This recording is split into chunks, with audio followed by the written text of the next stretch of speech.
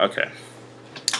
107.7 WFCS in Bryn Hartford. This is the Marzu Show. Career development to the max. I am your host, your radio personnel, and normally I would do my show at the radio station at CCSU, but due to time conflictions and due to other things coming up, this is the way I will be running not all of my shows, but partially the ones that I can't get actual interviews with.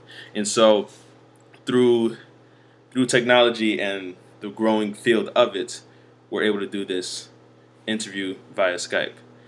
And this guest that I have here is someone that I've met today about a couple minutes ago, and it's a pleasure to have you here. Adam Dunn, how are you doing today? Just fine. Thanks for having me.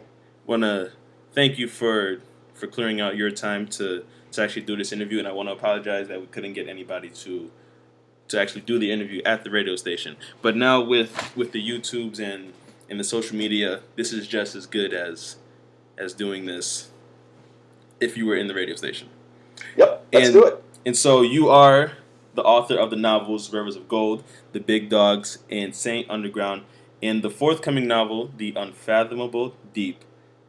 And let's just talk about you a little bit. What made you want to become an author, and what made you want to write these books, and what are these books about? Well, let's take those one at a time. I've been writing as far back as I can remember. Even as a child, I wrote short stories. I have been in the publishing industry. I've written for the trade, national, and international press. I've written journalism. I've written entertainment pieces. I've written interviews, Q&As, and profiles. It was just writing books was something I naturally moved towards out of journalism. The series that the novels comprise grew at first out of a 4-part series I did on South Asian taxi cab drivers in the New York City yellow taxi fleet back in 2005. This was for an Indian news portal called CobraPost.com out of New Delhi, and this in 2005. Several things were going on, one of which was the administration in the city at the time was trying to turn the yellow fleet green. That is, they were imposing hybrid vehicles in the taxi fleet for the first time as a more fuel-efficient, more eco-friendly type of taxi cab, the taxi of tomorrow. This was creating a big tumult in the industry because a lot of people saw this as being rather unfair, these were being foisted on the fleet owners who had already spent the money to outfit their fleets with other gasoline-powered cars. This was also happening in 2005, right after Hurricane Katrina sent gas prices hurtling up through the stratosphere. That's another thing that had the fleet owners and the drivers in particular riled up because the drivers shoulder all gas costs, and they get hit hardest with fuel shocks. So, as I said, I was writing for an Indian news portal, so I was focusing on South Asian, predominantly Indian, Pakistani drivers in the taxi fleet, and it was me continuing my education. I'm a native New Yorker, and I've been in and around taxi cabs my entire life, and I did not know anything about the industry itself. I didn't know about the people in it. I didn't know about the rules. I didn't know about the history.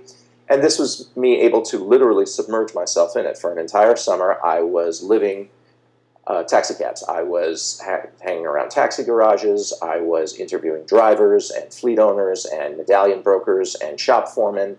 I applied for my own taxi cab license. It was photographed and fingerprinted by the TLC, and I was just about to go to taxi school, which, by the way, is mandatory. And then my book deal came through. And I went to my taxi cab driver friends, and I said, "What do you think? Should I complete cab school, or should I just go and take my book deal?" And they said, "Adam, are you crazy?" So off we went, and the idea of doing a novel, at first I wanted to do a nonfiction book on the taxi industry, and this was from 2005 into 2006. I was toying with the idea, and I had all of this research and mountains of notes, and I thought I might be able to do it. Then the following year, in 2007, the bottom fell out of the real estate market, and the economic landscape began to change very, very dramatically.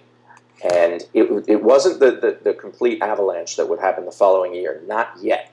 But there were signs that the air was coming out of the bubble, and I started to wonder if I might not be able to get more out of writing, if I used fiction as a platform, as a satirical platform, as a kind of send-up to what I saw going on around me in the city, socially, politically, and economically at the time. Now, the following year, the bottom fell out of the world economy. In the fall of 2008, I was watching the entire global financial system burn down. Mm-hmm.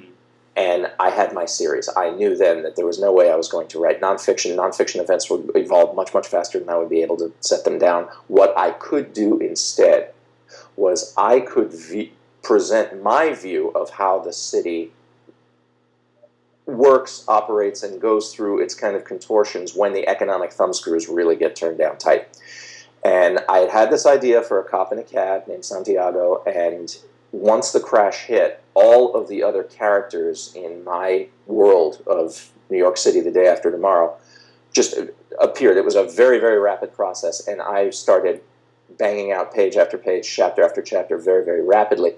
At first, I thought that it would just be a one-off book, but I realized as I was writing it that there was going to be a lot more to be told, and plus I was having so much fun, that as soon as the first book was done, I had a multi-book contract, and I just dove right into the second one. Yeah. And the idea at first, which has always been there from the beginning, was to look at a particular financial plot in the form of a thriller set against the backdrop of a different mode of city mass transit. So when I started the series, I have 3 books written now, and I had 5 in mind. The first book was about taxicabs and sovereign wealth funds. When I was writing Rivers of Gold, the big thing was how Dubai ports wanted to take over the port of Elizabeth, New Jersey, and New York, and there was a lot of political to-do over this, and foreign ownership of American infrastructure, and so on and so forth.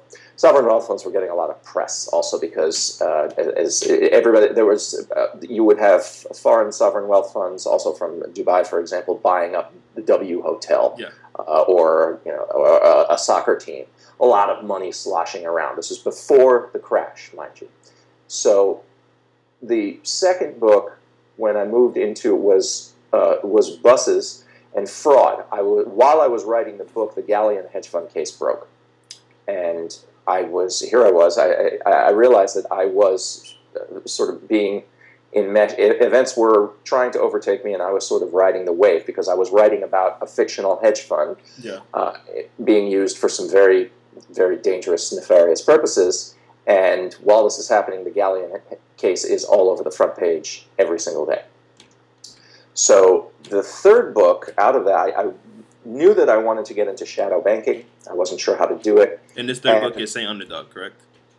Saint Underground was the third book. Oh, Saint Underground. I'm sorry, I read that.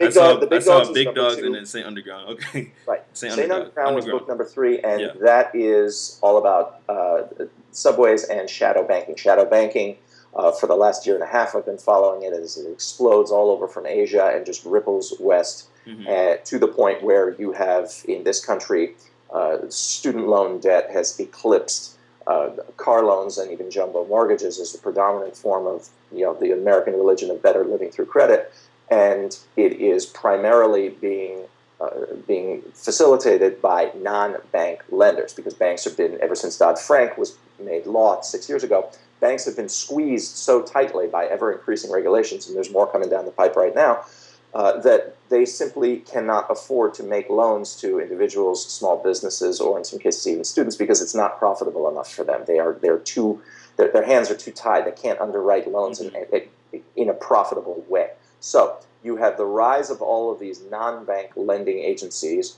and this is shadow banking in and of itself. You have everything from auto dealerships to credit card companies to dry cleaners who are actually making converts to the cult of better living through credit. And this, of course, has precipitated yet another credit bubble in this country, and we've seen this movie before, and it does not end well. So the next book that I'm working on, which is called The Unfathomable Deep, which is book number 4 in the series, that is going to be about ships and gambling, because I have been very interested in the laws percolating in Albany, which are suddenly, for the first time since the Prohibition era, rolling back restrictions on table gaming within the limits of New York City. Now, that every single time you bring in legalize gambling, you invite organized crime. And I don't care where. Pick a city. Pick Reno, Vegas, Atlantic City. Pick one. The only times that you don't get outright organized crime moving into an area where gambling has become legalized, specifically table gaming gambling has become legalized, is when it is outside of American law, if you will, and very tightly controlled by tribes. I'm thinking of Native American casinos, particularly in the Northeast, that have been given a sort of a federal charter to operate as these little, tiny little enclaves where gambling is legal.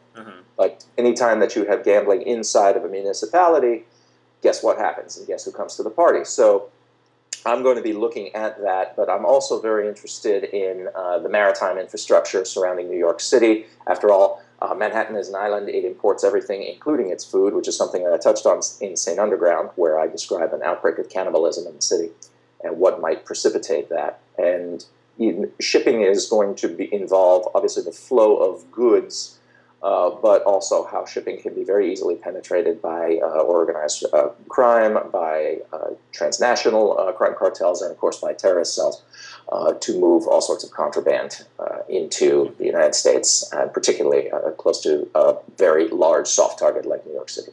And so when it comes to these books, about how long does it take to, publish the book? How long does it take to distribute it? Like, what's the process with that? Well, when I was still working in old media within the confines of the traditional publishing industry, it would take anywhere from 6 months to a year and a half, depending on how much time I was able to sit down and write and research and write. The research is what takes most of the time in writing these. I am a stickler for research, and I have gotten lots of flack, particularly by people in the publishing industry, that my acknowledgement sections at the backs of my books are too long for a novel. And not for me, because the way I was trained to write, my background, I was a history major, and I was trained to document everything that I write down. So, and I also believe in giving credit where credit is due. I enjoy the research part of it, and I receive a lot of help from people who are in the various industries that I profile, whether they're transit industries or finance or law enforcement or even politics. And those people are duly credited. Now, as far as your question about the publishing goes, well, that's changed around in the last, because at the end of 2014, I started a publishing company, my own, Dunn Books. That's my own imprint. And I obtained distribution, first through one distributor, which I'm changing distributors now, but that is going to be more or less instant, because I have left old media behind. This is going to be a non-inventory, totally online, on-demand model. Which is the way you go, because otherwise you're going to get killed on monthly distribution and shipping and inventory fees. So right now I am also trying to speed up the research process. I'm hiring a research assistant. I've never had one before. I've done everything on myself, and this is, I hope, going to speed the flow of information to me so that I don't have to spend all my time garnering it. Also, a lot of the stuff that I do sometimes encroaches on classified material, and I'm looking for someone who is very security conscious if they don't actually have a security clearance, because, full disclosure, I do not. Everything that I write in my books, I'm not disclosing any state secrets. I have a network of what I call technical readers who I rely on to keep me on the straight and narrow and warn me if I am getting too close to a live wire that is encroaching on classified territory, which is a big no-no. I have no security clearance. I don't pretend that I do. I don't act like I do. I just try to get my facts straight as best I can for someone in my position. And way back earlier in the beginning parts of this interview, you mentioned that you would interview different taxi drivers. You'll take taxis majority of your time because you were living in New York, and taxis were, we would say, like an affordable way to get to the city. And now, are you familiar with Uber? Sure, and since Rivers of Gold was published, it first came out in hardcover in 2010. That's 6 years ago. There was no Uber, there was no Lyft at the time, and this has, the advent of online taxi industries, both in New York City and outside of it, in smaller towns that have hitherto been dependent upon local taxi networks. This is having an enormous roiling effect, because what you are doing is you're taking the middleman, you're taking the industries out of the industry, and so essentially, because you are putting, you're empowering individuals to get their own taxi apparatus in place. Moreover, You have, in places where medallions aren't a problem, you don't even have guys who are brokering car sales anymore because Uber drivers can use their own vehicles. They can use their own vehicles, and from I've never taken an Uber. Well, I've taken it one time, and I think it was like $10 for the ride, and as opposed to taxis, it's about I think it's like 75 cents per quarter mile or something like that, and so it can be cheaper for some people. So do you feel like the taxi company is dying because of Uber? I think the taxi industry is suffering greatly because of Mm-hmm. Uber. How that plays out remains to be seen. Don't forget, Uber, I believe, is a publicly traded company. Correct me if I'm Yeah, wrong. I believe so. So this is a stock market play, Uh-huh. and somebody is looking to be. This is the next startup. This is a continuation of the dot-com boom. This is dot-com moving the services aspect of the startup from merely online into the physical realm via, you can't even call them taxi cabs. It's basically via privatized hired drivers. Yeah. But what you're doing is you're crowdsourcing mass transit. Now, what happens in that regard is basically twofold. On the one hand, you're going to have, I think, a very disastrous effect on the established industries, particularly in large cities, which have been a fixture for, let's take New York City's taxi fleet as an example. This has been, the taxi industry there has been a gateway to immigrants, I mean newly arrived immigrants who literally don't even speak the language yet. This is a quick means to a quick job and employment that they can use not only to support themselves, but to send money home. The licensed New York City taxi driver who is operating a licensed medallion yellow cab is usually supporting not just himself, but he's supporting 2, 3, even 4 generations via money transfer services out of the city back to places like Ivory Coast, Pakistan, you know, where all the places where immigrants originate to come to New York City to work in the yellow cab fleet because they can. Now, you take that out of the picture and suddenly you have Uber drivers coming. Well, if the immigrants are lucky enough to have their own cars, good for them. If they can afford that and the GPS that they need, then they're in business. And that's probably a lot more streamlined for them to get into than jumping through all the hoops of, let's say, going with, getting your hack license, getting hacked up, as they call it, which can be very expensive and time-consuming. But you're one guy with a GPS. Let's not forget, GPSs are fallible. It is not all that unusual for one guy to take a fare and think that he's going into one next town, and before you know it, you're crossing state lines because the GPS is simply sending them to the wrong place. The other thing that happens is, how do you regulate it? In New York City, the yellow cab industry is one of the tightest controlled professions there is in the city, and particularly since the advent of digital technology. I'm thinking the GPS, which is coupled to the taxi, not just the taxi meter, but the taxi's engine. You mess with the meter, engine shuts off, cab does not move. Yeah. All right. Now you decouple the industry from that. You are taking the regulators out of things. I don't know how Uber regulates its drivers. Uber drivers have told me that they have to submit an application, give their personal background information, information on their personal cars, and so on. But essentially, they're independent operators, and they're out there. Who's to say where they're going, what conditions their cars are in? Do they have the insurance now? This insurance with Uber and Lyft drivers is something I am not yet clear about. And I am curious to see, because I haven't heard yet about, there's not enough data collected for real statistics on things like accident rates with Uber or Lyft cabs versus yellow taxi cabs, who gets covered by insurance, where insurance kicks in, who pays what. Because this is still an embryonic industry and it's still trying to get off the ground. It obviously has gathered a lot of momentum in a very short period of time. But again, I also think that somebody is looking at this as a stock market play, as the next get-rich-quick scheme. And don't forget, money is the prime mover everywhere, every time, for everyone. And I really want to see how this plays out. And I still think that the online on-call cab services are in very early days yet. And so in your bio in Dunnbooks.com, it says you spent 3 years as a freelance writer cultivating an extensive series of networks among the military, intelligence, mail enforcement, and financial communities. Now, my next question going is what's your take on social media? Because now, essentially, anybody could become their own blogger, their own freelance writer, without having to work for like a specific company. That's true. And how do you define journalism? How do you define truth online? Yeah. Is something that it's true because it's merely posted online? One thing about that people don't often understand is that when you become a blogger, you need to verify what it is that you do. If you want to actually write journalism, if you want to write nonfiction, if you want to write truth, capital T, truth requires verification. And if you are going to be sitting in the comfort of your own home spewing out whatever it is on your particular blog site, that's fine. That's your opinion. That's editorializing. That is not writing nonfiction, as it were, because you're not corroborating anything. You're not going again. You could be saying X, whereas X is in fact Q.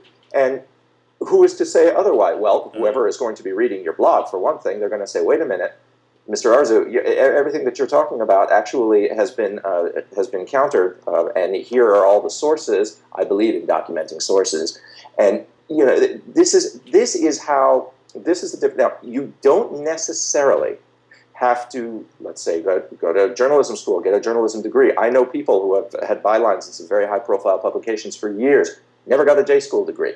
I never got one myself. However, you do have to document what you say. You have to actually do the legwork and wear out the shoe leather, figuring out what it is that you want to say and cross-referencing it to make sure you get your facts straight. There is still a role of truth despite social media. And so when you see articles like that, and they did, they cited their information, they're taking the proper steps to make their articles, reasonable. Do you still kind of want to work with them, or do you want to have them go through the route of saying, they have to go through the publications and other stuff? So pretty much saying if they are highly credible, but they've never worked in a company that of that nature, what's your take with that, and what would you do? Collect all your clips, collect your bylines, and start shopping them around. Mm-hmm. See how they stand up to your competition. You want to work in that particular jungle, and it is one. You better know the animals that you're up against. And this is the way that you do it is you show your own collected work. And will it stand on its own 2 feet or not? Can your work stand on its own merit? That is the question. And that is also the difference between the blogger at home and the journalist who's sitting in an office in an established news organ that has oversight. Because the blogger at home doesn't have any editor standing over his shoulder saying, you better make sure that you get this thing right, otherwise we're going to get sued. I believe there was a recent instance of this happening with Rolling Stone magazine not too long ago, about some fatuous facts concerning was it date rape on a college campus. That and Rolling Stone is an established organ, and there was supposed to be editorial oversight, but sometimes with one person as operating on their own, can it go a little bit? They want to get the story, they want to get their byline out, or they want to get paid. And if that is going to be the case, you do need some oversight. And again, I think that there is, I'm all for individual entrepreneurial writing, news gathering, using your head and using writing as a means of articulating your thought. I am all for that for everybody. But if you're going to do it and you're going to use facts, you better make sure you get your facts straight. And the best way to do that is corroboration. You reach out to the people starting in the industries that you are covering. Know your subject. If you are going to write about train tracks, then your job as the reporter is to learn everything and anything there is to know about train tracks. Okay, and then you corroborate that. And then even if you're a lone wolf, you want to see how that, go out and you find every single media outlet concerned with train tracks. And you hit them up and you say, this is what I've done. What do you think? And that's how you take it from there. And this is one of those day-old questions where you're younger and your teacher says, oh, what do you want to do when you grow up? Where do you see yourself in 15, 20 years? And you're in journalism. Did you ever say that this is what you wanted to do, or this is something that you kind of found along the ways? What made you want to get into journalism and writing books and novels and stuff like that? Well, I was always writing, as I said, from the time I was a little kid. And I knew that once I had books out there, I was just going to continue writing books. That's something I'm going to keep doing until my brain and body won't let me do it anymore. That's just how I am. I was born a bookworm. I'm going to die a bookworm. I'm very proud of that. No complaints. And so what made you get into it? Was there somebody that put a certain book in front of you? Was there somebody that made you say, here, write this? No, it was my own impatience because when I got out of, I'm one of the walking wounded of the publishing industry. Yeah. All right, I was out of school. I went straight into the book business, And like a lot of people who go straight in, I burned out very quickly. There's only so many 100-hour weeks you can work for no money in a toxic working environment before you give or they do. And I walked, and I started writing on my own. And of course, I was writing about what it was I knew about, which was books. But there was only so long I could write about other people's writing without doing my own. And I got fed up with that after years. It did take years because at least I was earning a paycheck doing it. But I wanted something more. I had learned an awful lot certainly about the book business, which is how I came to be able to form my own publishing company. But also, I knew that there were other things that I wanted to write about. I've been covering fiction and nonfiction for a very, very long time as a reviewer and interviewing the authors. And it was really through the author interviews that I was getting the most delicious parts of it, because I was seeing into their worlds. I was seeing into their industries. I was talking with people who were in law enforcement. I was talking with people who were ex-military or involved in intelligence or involved in very, very high level financial positions. This is how the world works. It's not just the things that people do and the way that people do it, but the huge armatures and matrices and structures that they erect while they do it. This is civilization, living, breathing, sweating, bleeding, crying. And that is what I wanted to channel and capture in my own words, with my own characters, just through the prism of my own invention. But I assure you, I am writing very, very much about real material. I'm not a very creative person. I can't make this stuff up. All I'm doing, essentially, is holding a mirror up to the world, a mirror with perhaps a slight tinge on it. I hope a satirical one. I hope a humorous one. But definitely one that is designed to shed some light into some otherwise dark and dank corners. In the tradition of some of the greats. Carl Hiaasen, case in point, one of my icons. Joseph Wambaugh, another one. These are guys who really, they were coming. Joseph Wambaugh himself was a career police officer. Carl Hiaasen was, and still is, a career journalist. But they wrote and write these rich novels, and not just novels, they both published nonfiction books, several of them apiece. And these books have legs, believe me. They were my earliest teachers. These were the people who really taught me how you can take the real world and be the conduit, the filter for it that will then spray it out, kind of like a demented Jackson Pollock painting in print, onto the page. And that's what it was. I couldn't put an exact date on it, Mr. Arzu, when I wanted to do that. Yeah. It did happen over time. It was always there percolating in the back of my mind. And one day, I went ahead and did it. And so I said, my own impatience. My next question is, how important was your education while being in the position that you're in now? How important was your education in being at the position that you are in now? I was fortunate enough to have a top-flight education growing up. My parents saw to that. They put me in private school. They did not trust the public school system for very good reason. And I was lucky enough to get into the college of my choice, which was Brown University, and I was able to really make the most of that, Brown being a place where you get out of it just what you put into it. I was also fortunate enough to get to that particular university just in time to catch some of the last of the real old guard faculty members who were there in their declining years, but I had the privilege to be able to study with some of them who had a very strong effect on me. As far as education can be a very loaded term. This isn't just the institutions that I passed through when I was younger. Education is something that was and is ongoing for me. As far back as I can remember, as I said, I had been a bookworm. I was reading and walking just sort of came naturally to me almost at the same time, and I started writing short stories when I was still in single digits. And I continued reading. I continued a parallel education all the way through grade school, through high school, through college, because I cultivated a library. I had more books. In fact, my friends stopped helping me move when I was still in my 20s, I'm now in my mid-40s, because they complained that my library was too damn big and it was just too much of a bother for them to help me move. That was a good incentive for me to start hiring movers. But this is something that you read everything. I am a voracious reader. I am a carnivorous reader. If I don't read, I get cranky.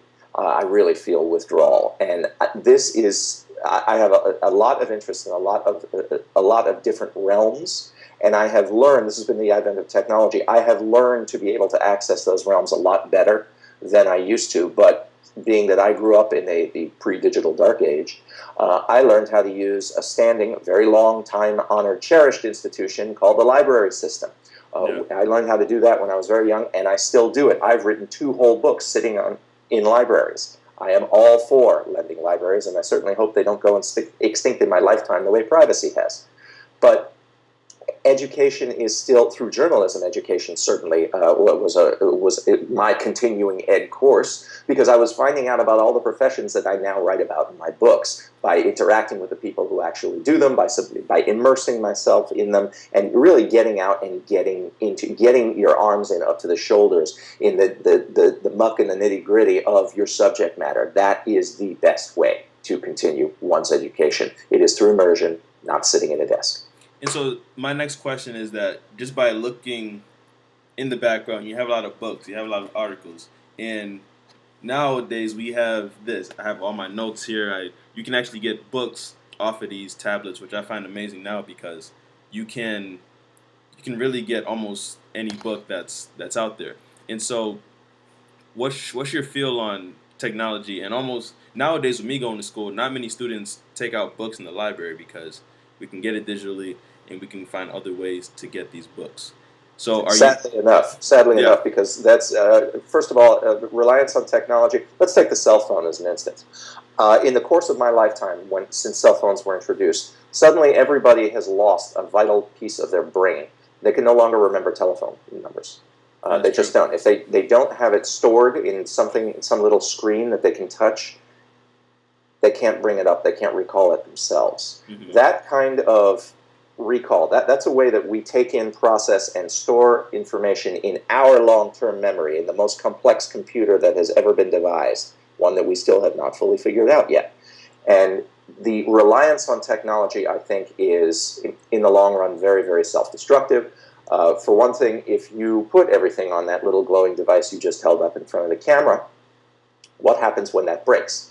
It's the same thing as when you take a boat navigation course, where they only teach you how to use GPS as opposed to paper charts that indicate things like depths and where the rocks are underneath your keel. Yeah. See, a GPS can break. Paper charts don't. All right? Now, also, there is this increasing to-do over the cloud and how cloud. First of all the cloud is a file server. Yeah, I'm not really fond of the cloud. It's there, but I don't really trust it like that. Just to have my information up there. So if you have your information, wherever your information is, if it is fully digitized and it is basically running on electricity and magnetic media, what happens when one of those two things breaks? I'll tell you what happens, because I just lost my last laptop in December of this past year, and I had a catastrophic data loss, and this was with multiple backups on thumb drives and hard drives, and I still lost reams and tons of data, including valuable contacts, not to mention earlier drafts of books that I was working on. So, lucky me, I had backups of backups of backups, and I'm a big fan of hard copy. When I finish a book, the first thing I do is I print it out, because print is not subject to a data wipe or to hacking or to the power going out. All right? You do not back up a hard copy manuscript onto a hard drive, and a hard copy manuscript is also a lot harder to steal. I say that from firsthand experience. All right, I have been ripped off. I have seen other people be ripped off. It's never fun. But too much reliance on magnetic media means you are literally opening yourself up to thieves. And if you are going to try to make a living on the power of your own written word, and it's not something that I instantly recommend, just particularly to undergraduates, guys. It's fun to do on your own time, but just as with cooking, learn how to do it for yourself. Don't make a living out of it. You are better off storing, keeping hard copy. I am a big fan of hard copy wherever possible. And do not trust, definitely keep backups of backups of backups. But technology is fallible. Technology is not a silver bullet. And technology, ultimately, electronic random access memory, does not replace this kind. And it's funny you say that, because prior to the interview, I told you that my phone blacked out here. And I can still hear it going on and off. I can feel it, but the phone just went black. And I still know my parents' number. I still know my home number. But there's not many people that that know that, and especially the kids. We're talking about like kids in high school, probably middle school because they have phones nowadays. But it's like once their phone is out, they they have nothing else to do. They were so reliant on their phones is that now when it's off, they don't know how to like do simple Live. things like they don't know how to live. They don't know how to go outside and go to the park or even play basketball. And so I'm at the Welcome to age the subduction zone, Mr. is Rosa. I'm at the age where I still I go out. I try to be less on my phone nowadays because I want to appreciate the moments that are in front of me. Say we're talking via Skype. I don't want to be on my phone if it's not important for the moment. And I do have vinyls in my room as well. Going back to the digital hard copies, I enjoy having these things because it reminds me of a time that essentially we're not going to get back anymore. And I, now a lot of books, a lot of music is going digitally, and they still make it in the hard copy form, but not many people are buying it because it takes up space, I and know it's my target audience. it's kind of Those are the consumers that pay my bills. But nevertheless, unless you are going to put the entire world in one big Faraday cage, I wouldn't be overly reliant on storing the sum total of the human experience on the cloud or on magnetic media. Don't forget that despite disease and war and famine and pestilence and the Great Fire at the Library of Alexandria, books still survived. and so we're gonna wrap this up in about maybe 5 or 6 minutes. And so talk about what's on your website. I've been through it, but for those that are watching this video, just tell them what's on it and what they can find there. Well, Dunn Books now, we've recently redesigned the site, and we are loading it with a pipeline of new content. We're going to start with the videos, which are the most important addition. I have a program called The Voice of Dunn Books. These are video interviews which I conduct with people who are in the know about the themes that I write about that are near and dear to my heart, like special operations, intelligence gathering, drone warfare, money laundering, that kind of thing. And what we do is we do two lengths. We do a short teaser length video interview, then the long full length one, which viewers can access. Then what we do is we make podcasts from that, also short and full length versions. So we create a larger content footprint. Now, we are going to be, I will be augmenting that with blog posts and guest blog posts as well. Those are also in the pipeline. We have a lot of photography and event stuff, and of course the air checks from interviews like this, all of which, if it's not already on there, believe me, it is on the way. I've got a full team working full-time on all this, and Dunn Books is growing by leaps and bounds. I would invite everybody to come to Dunn Books, DUNNBOOKS.com. One and all are welcome. I'm very pleased with the new site design. I think it's very navigable. And you can find a lot more supplementary additional material on what is covered in the books. For instance, check out the links section on the site, which is going to have all sorts of additional further reading taken directly from what the content of the books, whether it's companies, equipment, weaponry, city agencies and institutions. There's all sorts of supplementary material that you can come to. It's all there. It's on the site. Click around. Enjoy. And I'm on it as we speak. I was just scrolling through it on my iPad here.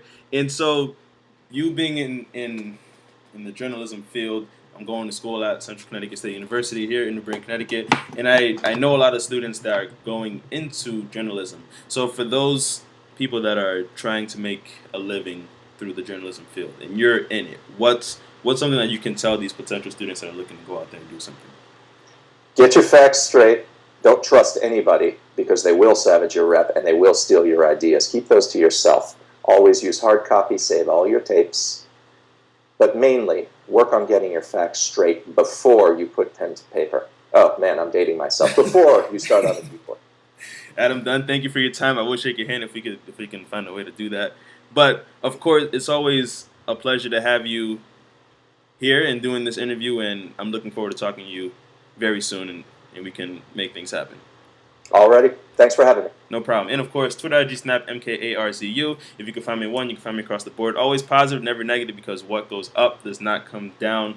The laws of science have been broken in that nature, so be careful what you do, because you may not get that JLB. It's the Marzu Show. Adam Dunn, thank you again, and I appreciate your time. Thank you. All right.